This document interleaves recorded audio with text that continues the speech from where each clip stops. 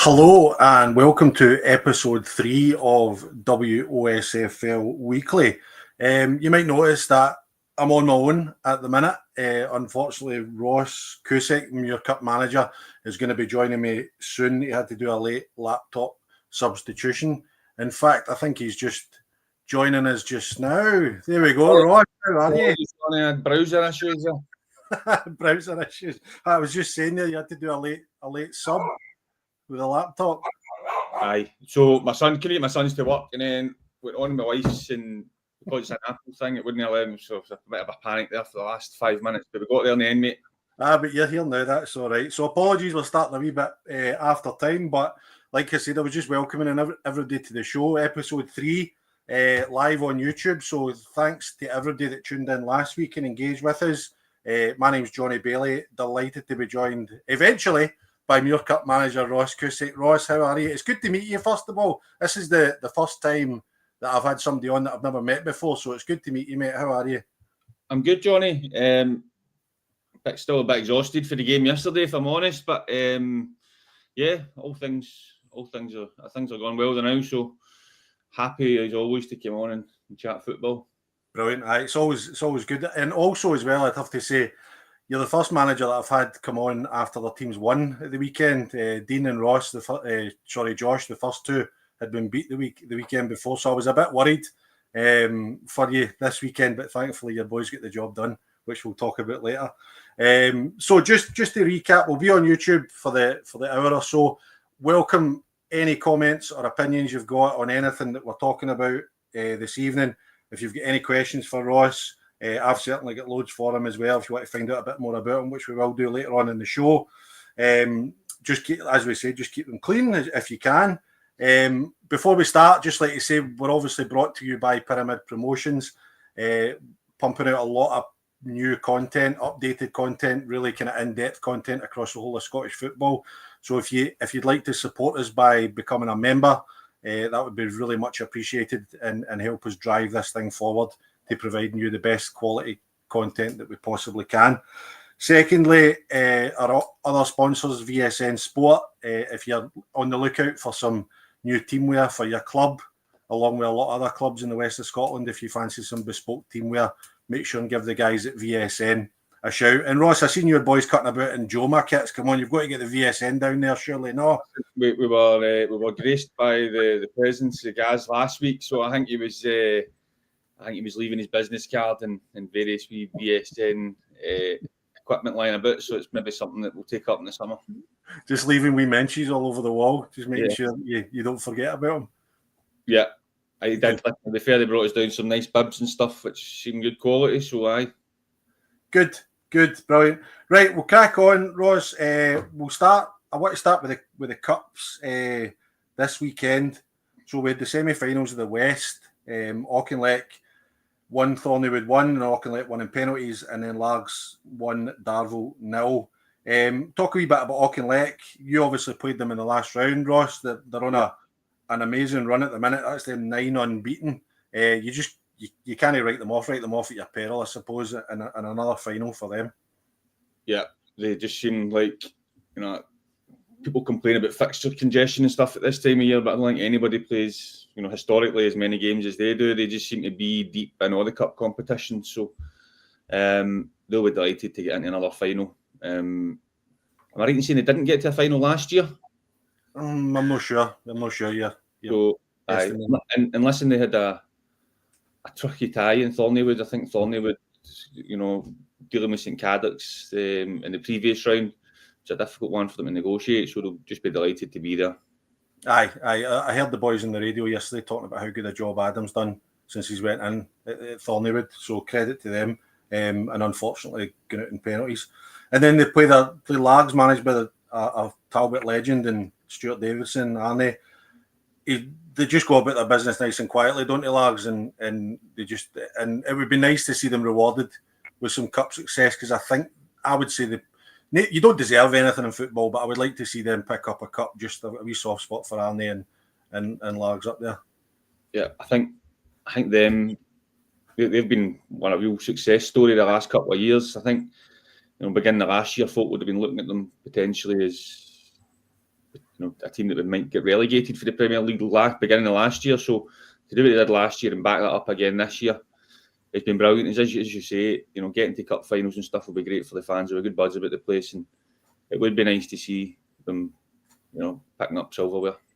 Aye, a wee story about Arnie. So when I was the manager at Troon and left there, I don't know Arnie personally, but he was probably the only kind of manager that I didn't know personally that actually sent me a message on Twitter just to kind of wish me all the best and say he was sorry to see me leave. And I've never forgotten that. I've still got it saved in my messages. But it's a lovely touch for a good man. Like I said, I don't even know.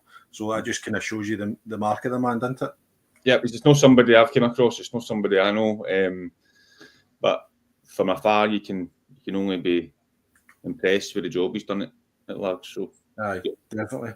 And Darvel now need to really concentrate in the league, don't they? Trying to stay in the division. They go to Shotts on Tuesday, which is going to be a massive game. I saw Michael's interview after the game, and he was saying that if you asked him before yesterday, he would have said that Tuesday was the bigger game, and he's probably right because they need to get a win at Shotts on Tuesday, don't they? Yeah, it's very, very tight. And I've looked at the bottom of that league yesterday. Obviously, I'm still fond of Ben Bourbon, still sort of keep an eye on the Ben's results, but it's so tight. It's so tight, and it's easy to sit here and say a couple of wins get shoot it, but where do the wins come from? And I think Darvel and Shotts will be looking at that game on Tuesday night as one that they really need to win to get themselves going. Mm-hmm. So who are you picking to win the West then, Ross? Come on, give us a prediction. Auchinleck or Largs, what do you think?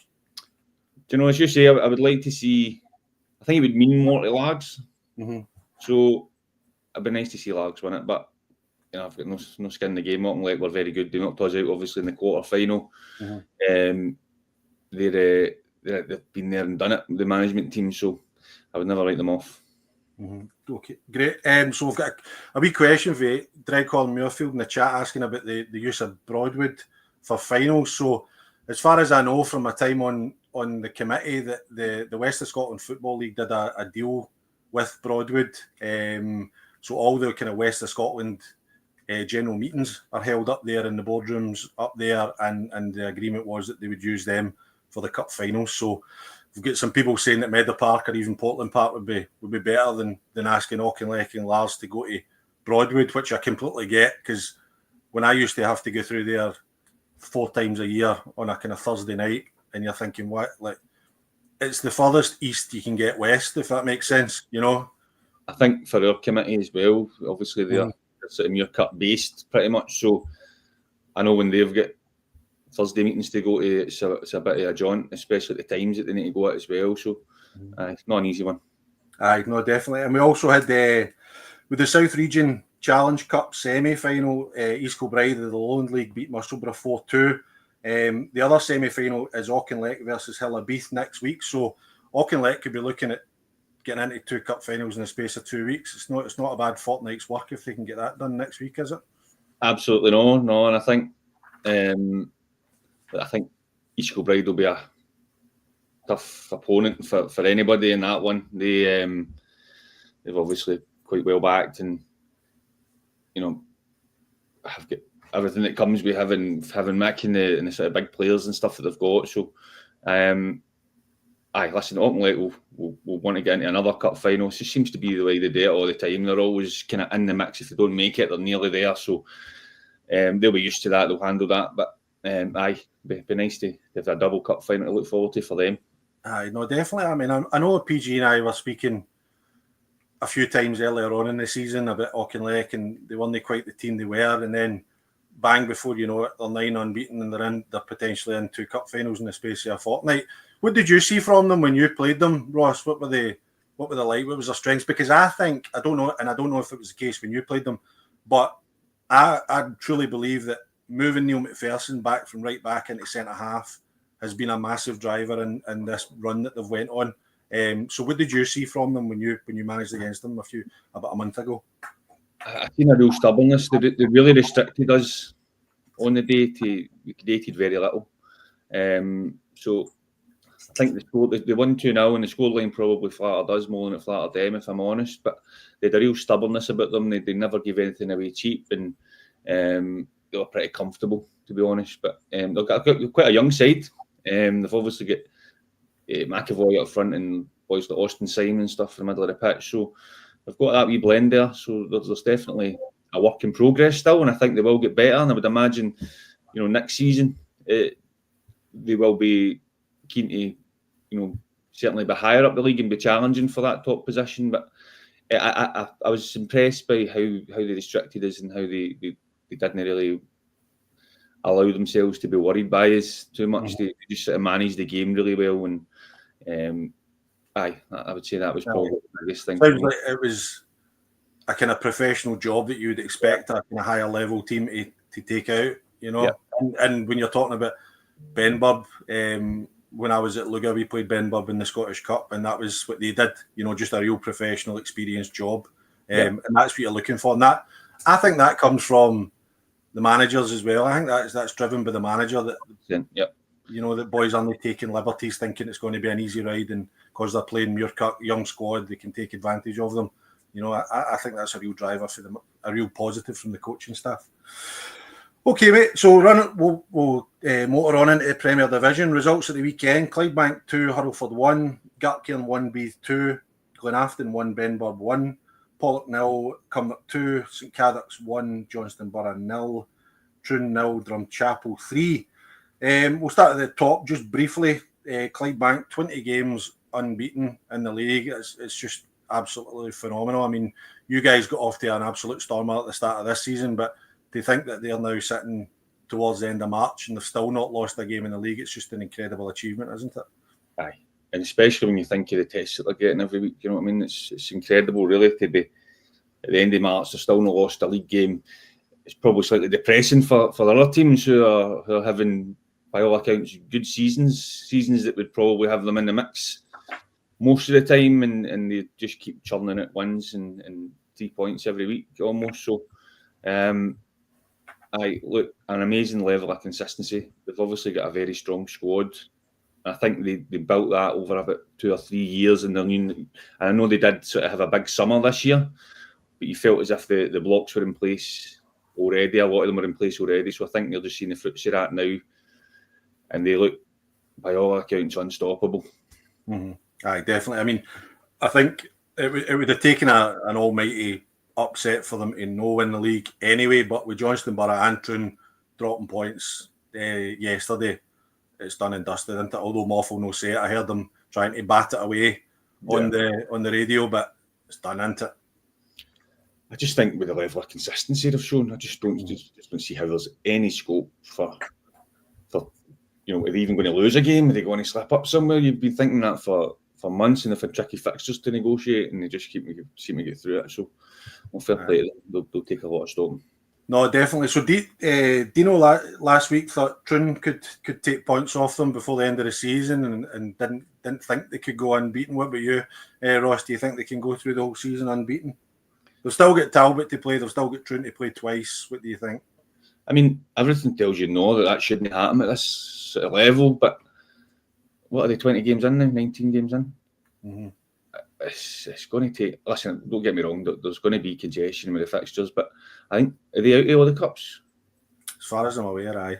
So I think they'll be able just to focus on that now, and as I say, they're going to take a lot of stopping, because if they went this deep, they'll fancy themselves to, go on another run towards the end of the season. So I wouldn't say it was impossible.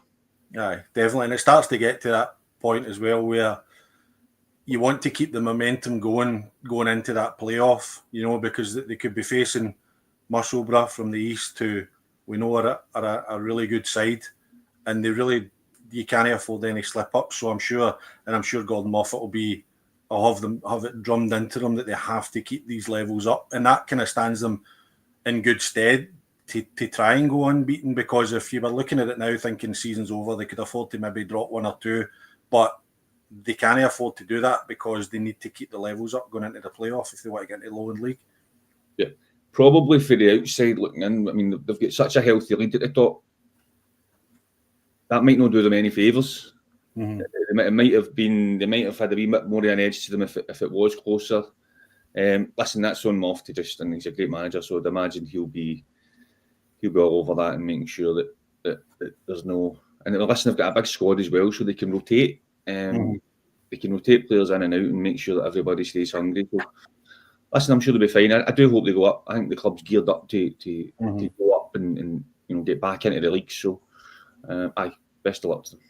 Aye, definitely. Down the bottom, I know you were talking about Benburb kind of flirting with that relegation places at the minute. That's them now 6 without a win. It's not a great run because I think they were 6 undefeated, and then now they've went 6 without winning. Yeah. And it's probably coming at the wrong time, isn't it, for them? It is. I think there's a few clubs in a similar position where they're just not picking up, wins. I think that game yesterday between Bens and Glens, both of them would have been desperate to win that game. Point and up the road probably suits Benburb more. But listen, it's difficult because you look at the fixtures, they'll know what points total roughly they'll need, but where do they get them from? And listen, it's the same for everybody, but I wouldn't write them off. They just seem to do things the hard way. And they've got it in them to beat a Clydebank or a Talbot or any of the big boys on their day. So I hope they manage to do it. That's it. I was impressed with them. I watched them twice before we played them in the Scottish Cup. I was impressed with them. I was impressed with them on the day, but results just seemed to have fell away for them. Cumnock would have been delighted to get a victory away to Pollock. That was a massive win for them. I would say that probably keeps them safe now in the league. I think they've got more than enough about them to stay up. They just needed to arrest that slide, and hopefully yesterday they'll have done that for them. Yeah, well, they were one of the ones that I was kind of alluding to a minute ago when I said there was various teams on that sort of running, no picking up points and struggling to get wins on the board. So, like you say, to arrest that and get 3 points at a difficult venue, they'll be hoping to kick on for there and put a run together.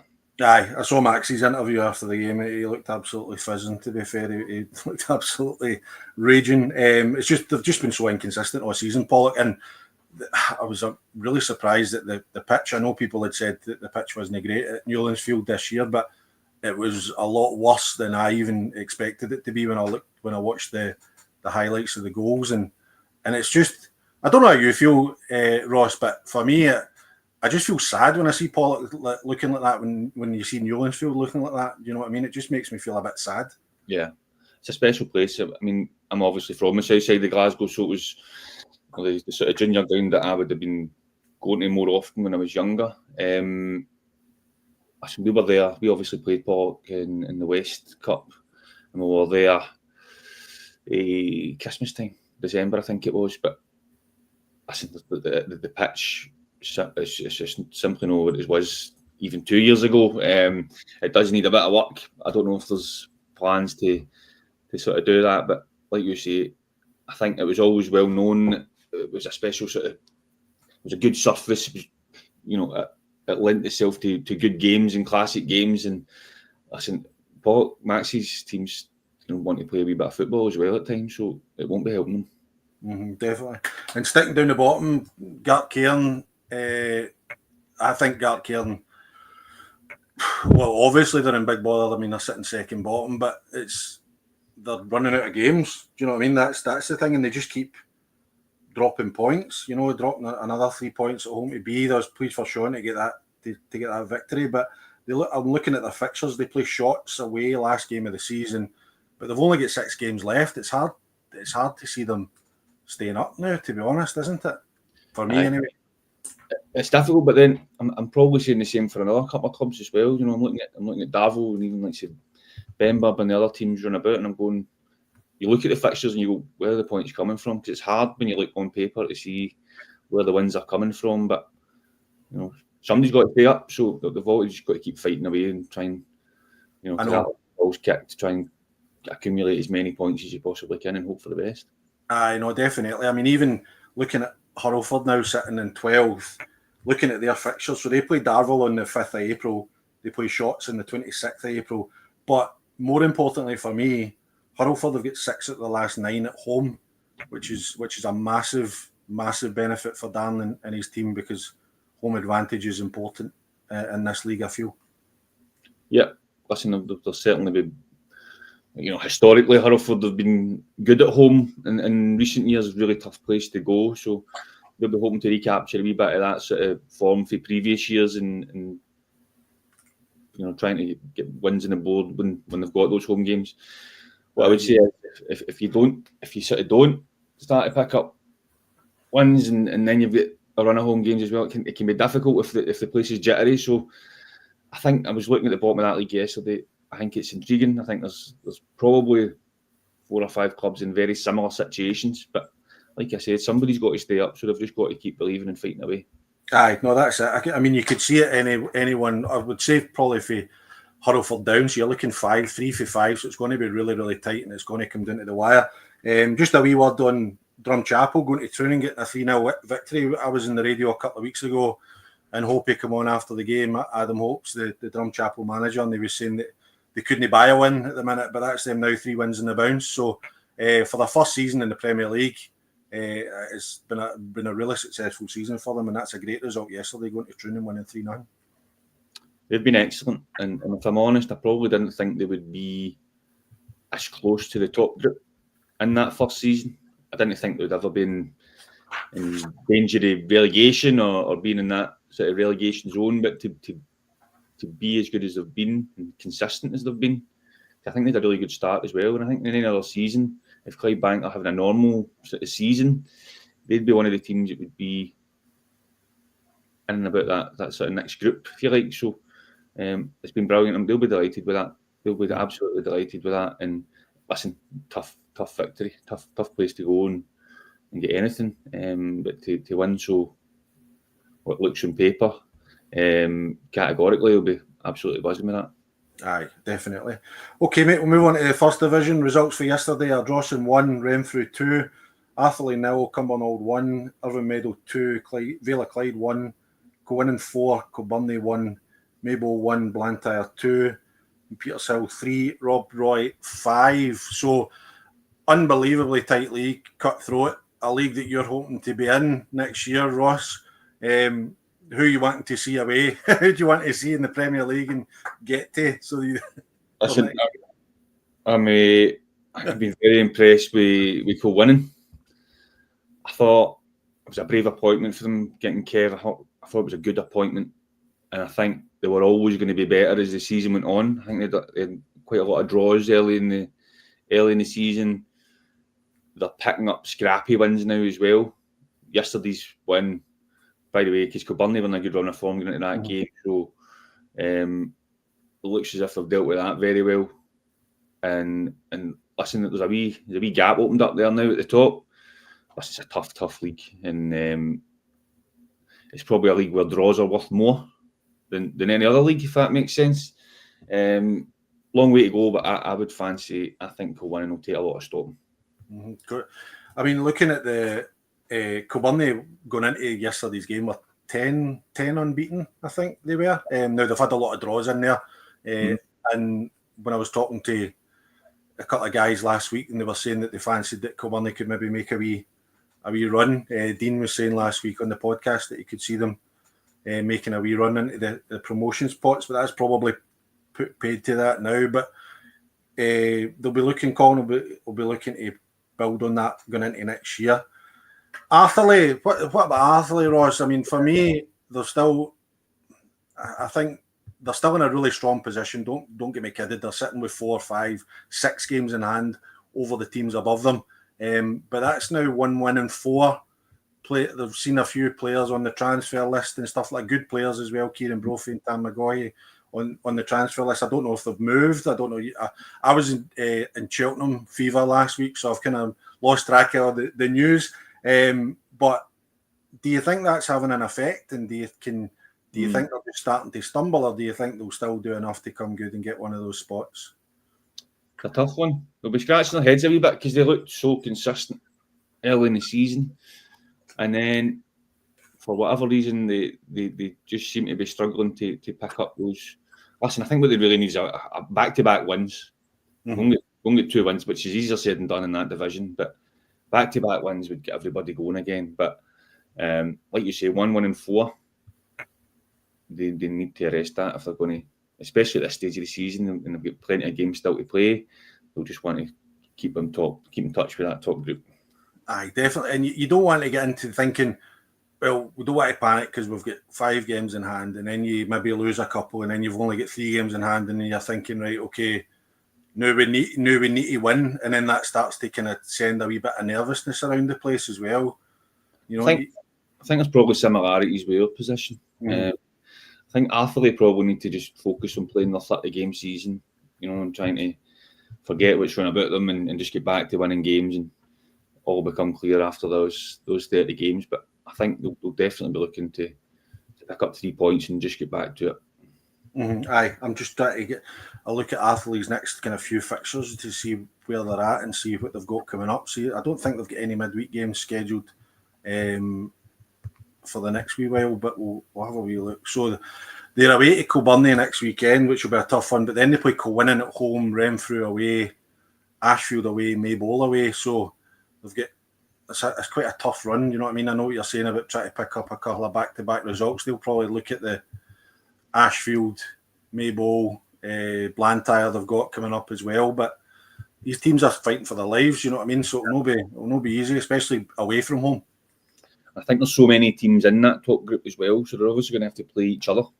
It's so wide open that, you know, probably down to Thornley you would say still in with a shout. So they'll all have to play each other, so there'll be points dropped on a weekly basis. So they'll just be trying to focus on that 30-game season and seeing how many they can get on the board. Aye, definitely. And down the bottom, it's just as tight down the bottom, apart from maybe Blantyre and Ashfield. You've got Medda in 23, Rob Roy in 24 with Vale of Clyde, Maybole in 25, Cumbernauld and Kilbirnie on 28. So, yeah, I mean, again, they were talking about Kilbirnie going up the way, and then they could maybe get dragged in it down the way. Do you know what I mean? Just for how incredibly tight it is. In terms of Maybole, I was at Maybole v Blantyre yesterday. I would say, again, the pitch probably wasn't conducive to good football, but Maybole took the lead very early on for an error for the goalie probably, and then Blantyre probably came out second half, better team, probably merited the win, scored for a free kick.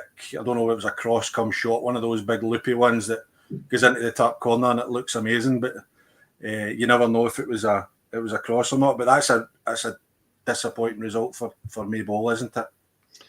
Yeah, I did wonder, obviously, when the management team left to go to Whitlets, and I did want, because they were in quite a healthy position, because we'd obviously played them in the cup. You just wonder whether everything's going to be right there for them to go and finish the season strongly and stay up, because they're probably now in that, dragged into that group where it's somebody else has got to go along with Ashfield and Blantyre, so everybody will be fighting for their lives. Earlier in the season, you probably wouldn't have had them in that group, but here we are. Aye, no, I think you're right, and the thing is as well, with the other teams round about them, have all seemed to have picked up a wee bit, which has brought everybody closer together. Obviously, Irvine Meadow, that was a big win against Vale of Clyde, who are round about them. Jamie's done well since he's went in there, and Rob Roy, John Gibson's done amazing the last few weeks, turned them round. 5-3 away to Petershill. That's a really, really good result for them, isn't it? Yeah, sounds like a value for money, that game. Always is in the West, Ross. Always. Listen, I did look at that result last night. I don't know how the game went, but again, I was probably looking at Rob Roy a couple of weeks ago and going, I think one of John's interviews after the game, he looked really fizzing a couple of weeks ago. And is that back-to-back wins they've got now? It's 3 unbeaten, aye. Right. So, aye, yep. And they play Irvine Meadow next, which will be massive. Yeah, so it's a good time. But like I say, we said it at the top, obviously, there's that group at the top fighting for the promotion places who have all got to play each other. And it'll be the exact same at the bottom of this league as well, because you're going to have 4 or 5 clubs battling not to be that third one going down. So there's going to be twists and turns and, people taking points off each other all over the place in that league. Aye, and I think Irvine Meadow will probably get into that with a wee bit of something to prove after losing to Rob Roy at home a couple of weeks ago. I heard Jamie on the radio with the boys yesterday, and he was mentioning that they want to go up there and really make a statement after that result. So really tight down the bottom. So if we move on to the second division, we've just had a wee message in the chat just before we do. I don't know if this is confirmed or not, but saying that Gartcairn have parted ways with Mick Dunlop. I don't know if that's, like I said, I don't know if that's the case. I did hear whispers earlier on in the day, but I've been checking the kind of social media outlets and there's been nothing to that. But interesting if that's the case, Ross, isn't it? Especially at this stage of the season. Yeah, it's interesting. Maybe a wee bit of panic setting at the club because you don't know in a position they would like to be in, but never nice to see anybody losing their job. But they do need to. Something's got to change to get results on the pitch. Maybe the players, maybe the club feels that the players will react to maybe somebody getting in the short term and trying to get them kicking on. I know it, but it's only 6 games to go. I know how much of an impact can you, and they've got midweek games coming up and stuff like that as well. So how much of an impact can you really have, in that short period of time? Listen, I think that's sensible what you're saying, but when clubs are in the situation, they don't tend not to act with a lot of sense, and it's just let's do this and hope for the best. So who knows? Who knows if it's even true? But listen, they've obviously gambled on something, and unfortunately, it sounds it's Mick's job. Aye, we'll see if we can get that confirmed before the end of the show. Right, okay, just before we move on to the second division, as I do every week, just like to find out a wee bit more about my guest, and this is good for me because I don't know anything about Ross, so I'm really looking forward to this. So, take 5 with Ross Cusick. We'll just find out a wee bit about you. Tell us about your coaching journey. You mentioned Benburb, and then how you ended up at Muirkirk, because it's quite a journey for Dublin to Muirkirk. It is. In terms of my coaching journey, I've obviously been through youth football, so I started coaching in 2016. It was my son's team. It was Gifford North Boys Club, and we built a really successful age group team. We took them through the various age groups. In fact, there's probably about 6 or 7 of the boys that play with me now, been with me since they were 12 or 13. And when the under-20s development league got established, we had an eye on that, and we took that group to Benburb to be the under-18s. Again, just continued to work away with the age group, and eventually took them up to under-20s early. Done all that. I then sort of coupled that up with, so I would take the 20s on a Friday night, and I would go with the first team on a Saturday, along with Lovers and Marty. And at the end of that under-20s season, we had sort of we had quite a successful season. We'd won the league, we'd won a cup. I think there was probably a wee blockage in the system at Benburb where we had a youth team behind us who needed to get into 20s. That team were probably too good to be playing 20s again, so it looked like it was going to sort of end. And then I think Big Scott Ruff was playing matchmaker between myself and Muirkirk when he found out that I was sort of going to be moving on for the Bens. Phone call and the rest is history, really. We end up in Muirkirk. I'll be honest, I didn't know what it was when I first got the call. But I'm delighted that that's how it's shaped up. It's a brilliant wee club, and one that we're desperate to bring success to. And how many seasons have you been up there now?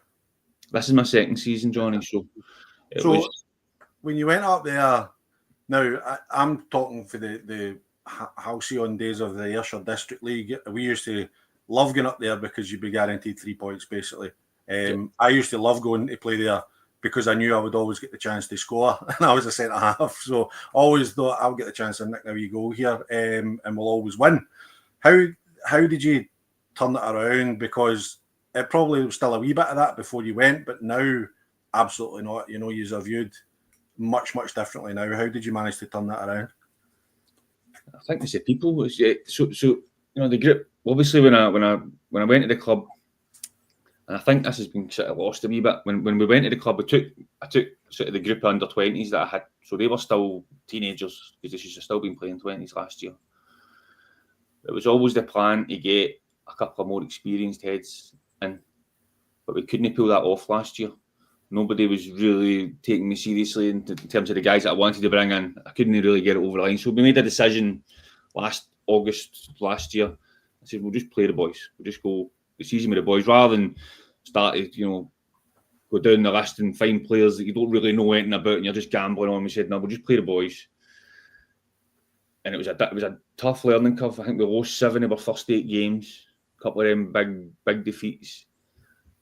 And then we went on a good run, got ourselves safe probably by sort of March, April last year. And then this summer it was always a bit, right, can we add with a wee bit of credibility in the bank? Can we now add the experience that we want? And we managed to do that in the summer with a really good sort of summer where we managed to find the missing pieces to what I felt we needed. As for the sort of mentality about the club, that was something that was, it's been a slow thing. It does still, as if people, still think like yourself, going up to Muirkirk and we'll get 3 points. I think it was about the club sort of seeing what we had and, refusing to be, I think we had to get everybody on board with sort of losing that wee Muirkirk mentality because the players didn't have it. They didn't know anything about that. We don't have it. We want to win. And then I think gradually the club, when they see success on the pitch and it's sort of sustained, everybody maybe starts to think a wee bit differently. And I think that's something I'd definitely like to leave at Muirkirk, the fact that I wouldn't want that to keep back in at any point. I want the club to sort of continue to want to move forward. But they're brilliant people. They're really, really good people. And like you say, probably starved of any real success or anything that could really be proud of on the pitch as much as, they dedicate their lives to running the club. But just enjoying, seeing them going up the road on a Saturday with smiles in their place, smiles in their faces and, looking forward to the next week's games that, we've quite a buzz about the place now. I know, you're absolutely right. One thing I will say, and I've always said it, is that the people up there were always brilliant. The people were really hospitable, really good. It's a good wee setup up there as well. It's a nice, when you actually find it, when you get there, it's a nice place to go and play football. So, no, it's been a great story and I've really enjoyed watching it. So what's your day job, Ross? What do you do? How do you balance that with football? We know football's a full-time job. I'm fortunate enough that I'm self-employed. I've got my own sort of waste management business. So I say fortunate enough, I don't say that regularly. But in terms of time, I can sort of make my own time and I can, as you say, it's almost like a full-time job. We're obviously buying and selling players last week, so your week's taken up, but really, but we wouldn't have it any other way, would we, mate? No, absolutely not. And as I say every week, I miss it every day. If you had a magic wand, what one thing would you change about the West of Scotland Football League? Do you know what? I had to think about this question, Johnny. I think we're very quick to criticise. I think we're always very quick to criticise the league. We complain about fixtures and we complain about the league meetings being at Cumbernauld, and I think I would like to see us be less critical and maybe a wee bit prouder, if that's a word, than what we've got. Because what we've got is an amazing product. I watch games all the time, and I would genuinely rather go and watch a West of Scotland game than a senior game, to be honest. Because like you said earlier, you tend to get good value for money. So I think we just need to be a wee bit easier on ourselves and allow ourselves to enjoy what we've got. I think you're absolutely right, and I think it's good that people like us and other outlets are promoting it a lot more and getting involved a lot more. And it's even better that managers like yourself are coming on to talk about it and talk it up and give their opinions and stuff like that, because that expands the reach of the whole thing and it promotes it massively, and you're right, that's what it needs, because there's no question. Why would you go and pay 20 odd quid to go and watch the SPL or something like that when you can go down, as we said, you can go to Petershill and see an 8-goal thriller, for a tenner or whatever it is. It's a no-brainer. And what about your own ambitions for your coaching career, Ross? I know you've got a lot of boys that you've worked with for many years up at Muirkirk. Which your ambitions? Is it to stay with them and watch them grow, or is it personal growth? I don't think I'm one of these. I'm not a coachy coach. Mm-hmm. I enjoy working with this group of players. I enjoy working at the club I'm at. And as long as I keep enjoying it, I'll keep doing it. But I don't know if I'm somebody that will coach forever. Like I say, I don't know. I didn't really begin coaching with aspirations of getting to where I'm. It's just the way it's turned out for me. So as long as we're enjoying it, as long as still get fire in your belly for it, I'll continue to do it. But it might not be something that I do forever. We'll just sort of take it as it comes, which is what we've always done. Aye, no, absolutely brilliant. No, Ross, thanks very much. I really enjoyed that. That was interesting. But talking about your ambitions, Ross, what I've saw in the Gartcairn Twitter, they've confirmed that they have accepted the resignation of Mick and Paddy Boyley's assistant. So there you go. There's a job for you if you fancy it. Well, thanks. But it sounds of that, it's potentially Mick that's gone to them. So it might well be that it's been a meeting of minds and a decision's been made based on, where Mick feels he can take him or whatever's came about for the meeting. But it's disappointing to see anybody lose their job. I can't say I'm overly surprised because, like I said earlier, you have clubs in that sort of panic situation where they're not really thinking rationally or thinking about next season or whatever. They're really trying to, especially at the Premier League and everything that brings, and Gartcairn working so hard to become a Premier League team. I think they get promoted the same year we went up with Benburb. So they'll obviously have aspirations to stay in the Premier League, but it's up to them how they see themselves doing that. I think if I was them, I would be looking for, with the players they've got, you use the phrase a coachy coach. I would be looking for a coachy coach to coach those players and get them playing better than they are at the minute, because the talent that's in that squad is massive, and I think they just need somebody to organise them and get them playing maybe with a bit more, I don't know. Josh Gardner, the Rossville manager, watched them a couple of weeks ago and said they lacked a wee bit of cohesion, so just to get that within them. And I think personally, you look at somebody like maybe even Martin Fellows that's out of work now at St Cadets that could go in there and coach those boys up. But we'll see what happens in the next few days. So moving on to the results in the second division: Bellshill 3, Neilston 3, Bonnet 4, Lanark 0, Cambuslang 0, Maryhill 2, Craigmark 1, St Ant's 0, Forth 3, Muirkirk 4, Kilsyth 1, Yoker 0, Lesmahago 0, Larkhall 3, and Whitlet 4, Cali Locos 2. Start with you boys. Ross, get a great result. Showed a bit of spirit to come back. Was it 2-0 down? You were at one point? 2-0 down early. We rallied to 2 each at half time. We then concede midway the second half to go 3-2 down, and we rally again. And I think it's probably 90 plus 3 or something like that we managed to. We had a wee bit of sustained pressure before that, corner kicks, and then we managed to get it over the line with seconds to spare. It's been quite a big thing for our season, late goals. We've probably done that on 5 or 6 occasions now where we're leaving it late. It was the same last week. We played St Anthony's. We was 0-0 with 10 minutes to go, and we managed to go and get a couple of late goals. So it speaks volumes for. Listen, I hope we don't continue to get through it. I do think we need to manage games better. But do you think that's to do with the youth in the squad, though, Ross, as well? Like, on one hand, you look at maybe, because one thing that I would certainly level at younger players, it's maybe a generalisation, is that they don't maybe know how to manage a game as well. But on the other hand, your young boys are showing that they've got that tenacity and ability to come back when they do go behind. So it's a kind of double-edged sword. See, I would have said last season that was definitely systematic in sort of how we were conceding goals. We've got the best defence in the league. We've it's not been. Listen, I think I spoke on the radio yesterday to PG. That's the 4th time I've come across Forth since I've been the Muirkirk manager, and it's the first time we've ever won. They're just a team that we causes problems.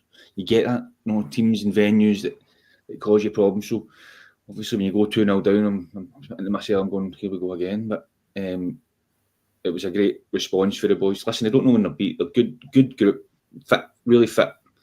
And there was scenes at the end when we managed to go over. As I say, mate, I'd like us to be managing games a wee bit, but I think we can be tidier. Aye, no, definitely. It's not good as a manager or a coach going through that every week. Looking at the top, obviously you're kind of chasing down Whitlets and Neilston dropping points, which was good for you. That actually takes them. They've been top of the table since November. When obviously they went top, and they've been up there since then. So that'll be a big kind of psychological boost for Whitlets going top of the league now, because they, as I keep saying, 8 wins on the bounce. They're absolutely flying. But you've got the target on them coming for them. To say, I think probably similar to what I was saying earlier, we're trying not to look too much at the league table. I had a wee look last week when you called it a 2-horse race, mate. I know. So we're really trying just to focus, like I was saying about Arthur earlier, we're just trying to sort of run our own race, if you like. So taking it a game at a time. I know that's boring, but that's genuinely what we're trying to do. So we play Whitlets in a couple of weeks' time down there. We beat them quite comfortably at home, so I'm sure they'll be wanting some sort of revenge in that fixture. Aye, that'll be a cracker. I'm going to try and make sure I can get to that one, because I stayed just 5 minutes for Whitlets Park, and then I tend to go down there quite regularly. But they're absolutely flying at the minute. It's incredible the run that they've went on since Graham and the boys come in. I think Dino made the case last week about them having arguably one of the strongest, if not the strongest, squad in the league. So you would expect them to be up there, but you've still got to put it on the park, haven't you? I mean, and Dino was absolutely right, correcting me. I'd completely missed the games in hand. And listen, that's me. Hey, I'm putting myself out there going live. We could have recorded it like we used to do in the olden days and just get PG to edit it. But I'll take the dairy. I'll take the hit for it. It's okay. I wasn't doing this for an hour and no chinning you on it, mate. I know. Listen, I'm surprised you didn't start with it. If you weren't late, you could have got me straight away with it. I would ruin that. No, but a good. So, that's at the top. We're looking. I honestly think that I don't think Lanark have got quite enough to push into those top 3 spots. I'm going to stick my neck in the line and say the teams that are in the top 3 positions just now are they going to be the top 3 at the end of the season. What order that is, I'm not sure. But that's how I feel. I think U's 3 are just a wee notch above the rest of the teams in the league. Down at the bottom, we better mention Craig Mark getting their second victory of the season. It's been a tough old season for them, and I know we're kind of making light of Muirkirk's plights in the olden days, but you don't like seeing a team just getting beat every week. So it's good to see them getting a victory. But on the flip side, for Martin getting at St Ant's, they had a really good victory a couple of weeks ago, and then losing a couple of games back to back. He's going to be worried, isn't he?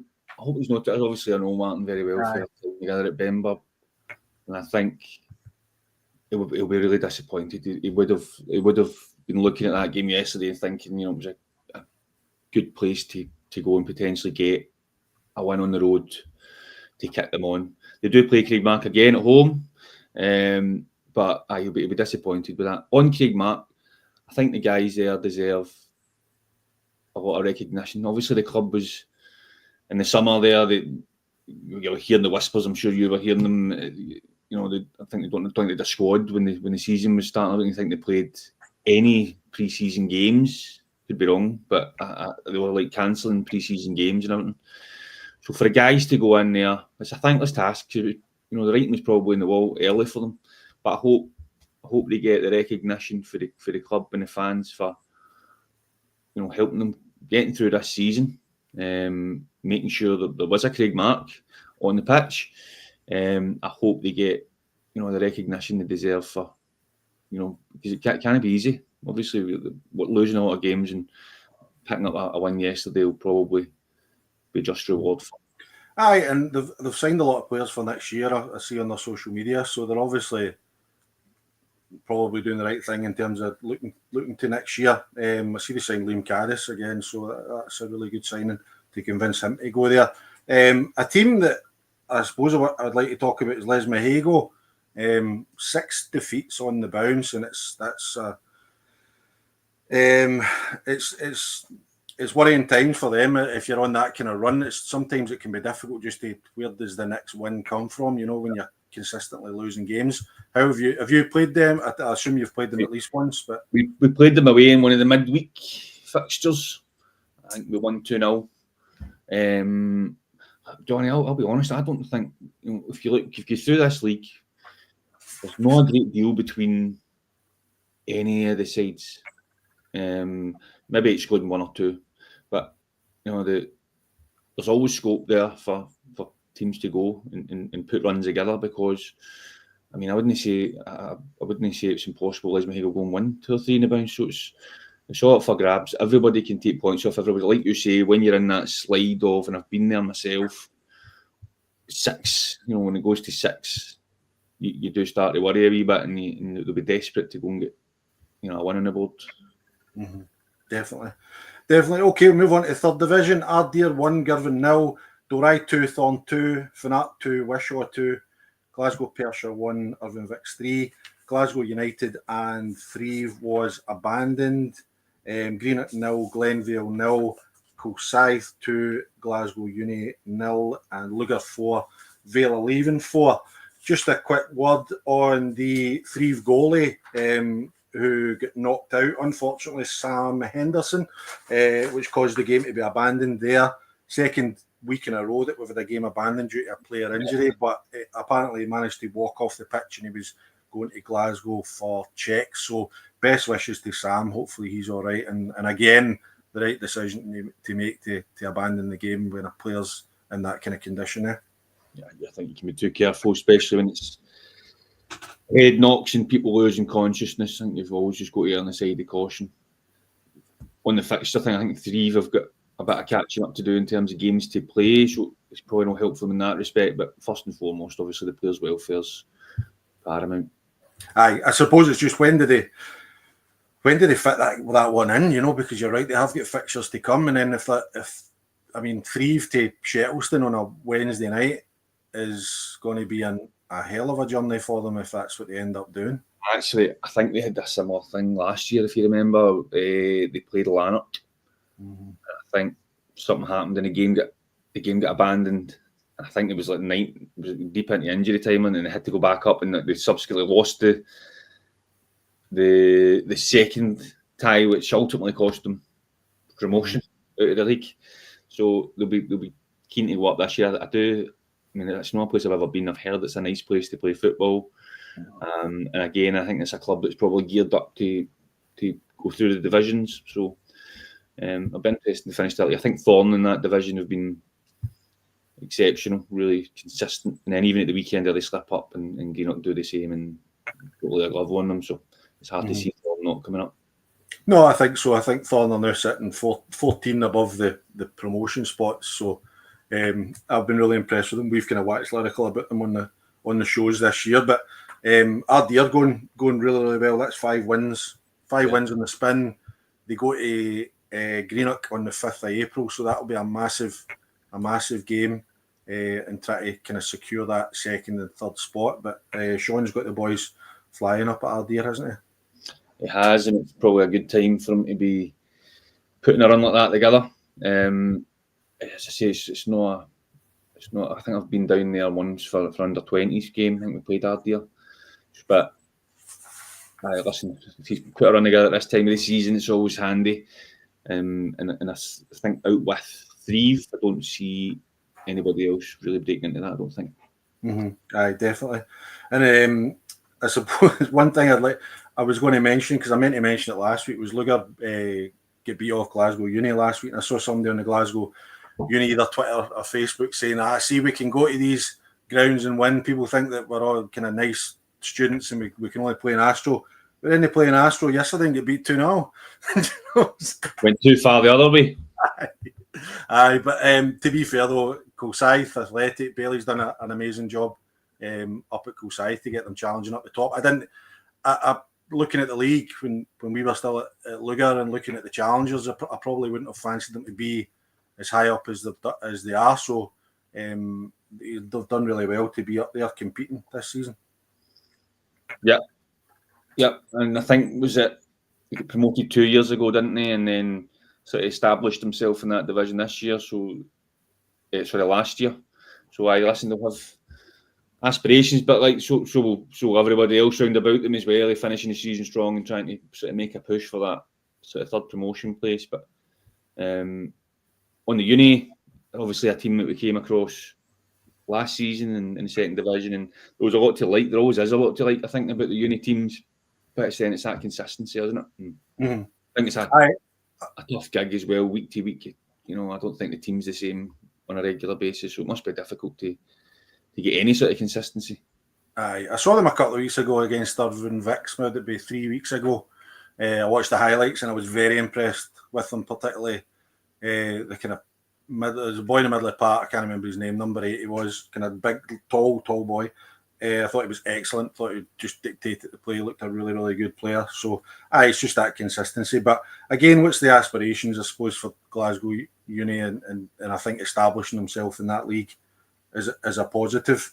Looking at the towards the bottom, Glasgow Perthshire are an interesting one for me because September, October they were sitting second in the league, you know, and since then they've had 1 win in the last 10. They get beat off Irvine Vicks yesterday. Irvine Vicks, Ben must be pulling his hair out. They did a great result 2 weeks ago. Then they get beat off Wishaw last week, and now they go to Perthshire, which we know, despite the run that Perthshire's on, it's a tough place to go. But Perthshire's probably pleased that they've got that money in the bank. It just shows you how important the start to a season can be when you're trying to consolidate your league position. It's a strange one, and one that I'm sure they'll be seeking answers to. They want to get back to something like they were in the autumn, but I looked at the bottom of that division. There's quite a few teams still kind of hovering around there. It probably looks like Wishaw will drop out, and probably Irvine Vicks as well. And then you're looking at another 4 or 5 teams who could be dragged into that. So that'll be an interesting one to keep an eye on probably as the season wears on. Glasgow United, they've got those games in hand, but I don't know. They're a strange team. They've obviously got real quality in certain areas, especially in the forward areas. Yeah. But they just didn't seem to be picking up enough points. It's weird. Yeah, there'll be a number of people in the same boat. They're leaving as well. Everybody's just hovering about, and nobody's. It's one of those ones where they'll just be looking for that 2-3 wins to secure and then kick on. But at this moment in time, there's still 4 or 5 clubs, maybe even 6, who could be dragged into that. I mean, even if you look from kind of Perthshire down, everybody apart from Perthshire probably has had at least 1, sometimes 2 wins in the last 6. So there's nobody really that's on a horrendous run like we spoke about Les Mahigo in the last league. And even Wishaw picking up a couple of positive results when it looked like their season was probably going to peter out, but obviously they've picked up a couple of decent results in recent weeks, and there's a bit of positivity down there. Probably too late, if I'm honest, but they'll keep going till the last ball's kicked, I'm sure. It's about building for next year. Okay, finally, last but not least, we're going to the 4th division. BSC 0, Campbelltown 2, Carluke 1, Knightswood 2, East Kilbride 1, Port Glasgow 1, Easterhouse 0, Royal Albert 2, Kellow 0, Giffnock 0, Rossville 6, Newmains 0, Saltcoats 0, Eglinton 5, and St Peters 2, West Park 1. Quick mention, Campbelltown, pleased to see them getting a victory. It's been a tough old season for them, and it's I mean, you can only imagine the costs and the logistics involved in running a team like Campbelltown. So, and to have a season like they're having, it must be hard to keep everybody motivated and to keep turning up every week. Yeah, I remember when Campbelltown were in the amateur ranks as well. It was always a sort of joy for folk when they were getting over there. But you forget the boys have got to do that on a fortnightly basis when they're coming over. Like you say, the logistics of that, the time, the sort of travel time and the hours they would put in that respect. Listen, I'm sure they've been doing it for a long time. They'll be used to it. But for us, sort of we complain about an hour down the road for a midweeker, and everybody's up in arms. But a thankless task to get over constantly for games, and the only way the players can really reward them is by picking up wins where possible, and I'm sure the journey home on Saturday was one of the better wins of the season. It's catchment area as well, like where are you getting players from? Yeah. In that area with the population and stuff like that. So it's a really difficult job. So hopefully they continue to kind of compete in the leagues. Knightswood, that's them now 6 points clear. Port Glasgow obviously dropping points away at East Kilbride, which they'll be disappointed with, but it's really important for Knightswood. That's them now 6 points clear, level games with Port Glasgow. So they've a really kind of good run, and that's a good weekend's work for them, isn't it? Yeah, they're a good side. We played them in, I think it was a West of Scotland Cup earlier in the season, and they were a good side. They can cause you real problems. I'm not surprised to see them at the top of that division, if I'm honest. The Port will be disappointed. Listen, East Kilbride, they lost heavily to Saltcoats last week, and then they go and take a point off the Port when the Port have been flying. So Mark will be scratching his head as to trying to get answers for that one. But no, listen, I'm not surprised to see Knightswood in the Port. I think they've probably got the strongest squads in the division. So I'm pretty sure they'll be getting promoted up out of that. And then it's about that next place. I think there's still 2 or 3 teams in with a shout to grabbing that third promotion spot. So I think that's really where the focus will be for the teams. Aye, no, definitely. I think those 2, promotion, no bother, and then you're looking Kello, Easterhouse, Rossvale, Eggleton. Easterhouse, maybe that's 4 without a win. For them, disappointing result to lose at home to Royal Albert. Although, in saying that, Royal Albert, if you look at the form table in the last 10, Royal Albert actually sit third in form. So they've had a great run since they picked up towards the kind of Christmas time. So it'll be disappointing for Easterhouse, because I think they were looking good for that third spot, and it's kind of opened up again, hasn't it? It's kind of, I think Kello seem to be really steady. Kello on the going anywhere. I think they've sort of been in that position all season. But it's there to be taken. So Easterhouse, obviously, you mentioned only 1 in the last 4. Again, they'll just be hoping to arrest that as quickly as possible. Well, in this division, there's a couple of teams where you're looking for, if you need a win, you're looking for that fixture. So the fixtures will play a big part in sort of who makes that push as well. Aye, no, absolutely. Kello, it's interesting you say that.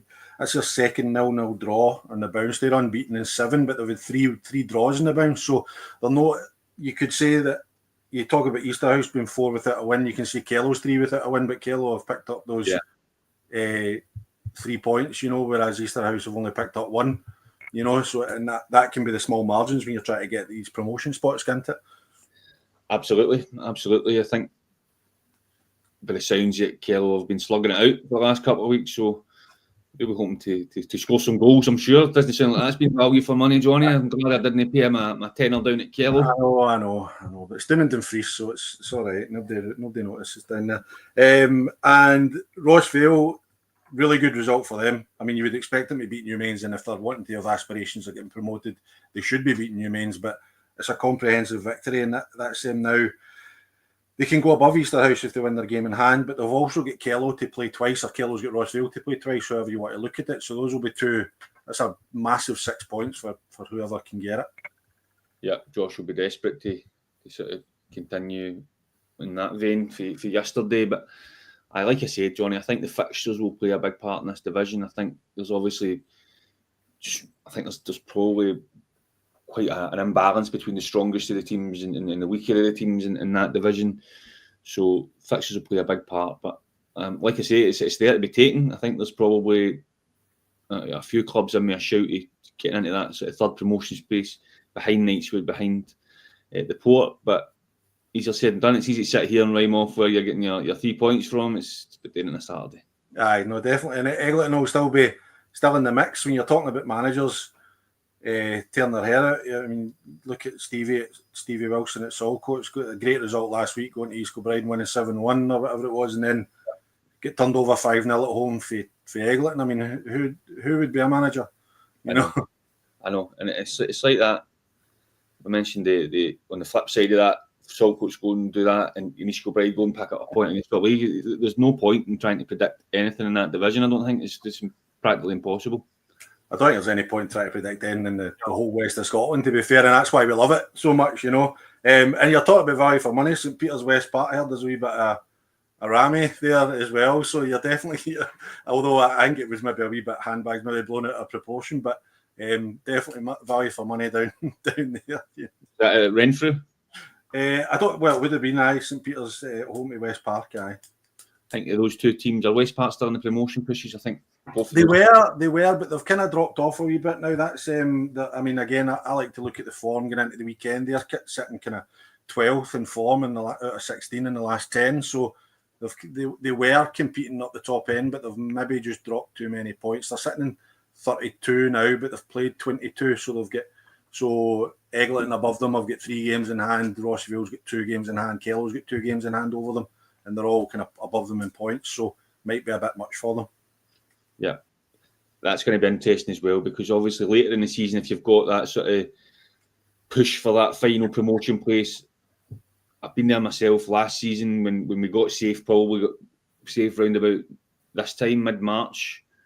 And then the backside just fell out the season after that. You know what I mean? I don't think we picked up another win for March to May. So it's difficult trying to manage that as well. Obviously, when you don't have that push for promotion, when you don't have that fear of relegation, it's difficult to keep on people and make sure that, you know, they're still giving you everything and a level of consistency. Right. So that will play a part as well across the divisions.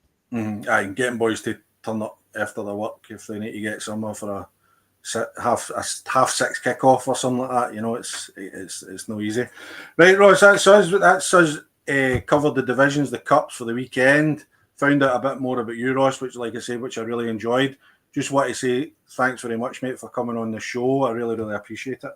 No, mate, thanks for the invite. I'm a big fan of the stuff you guys are doing, so I wish you all the best with the new shows you've got going, and I look forward to watching them.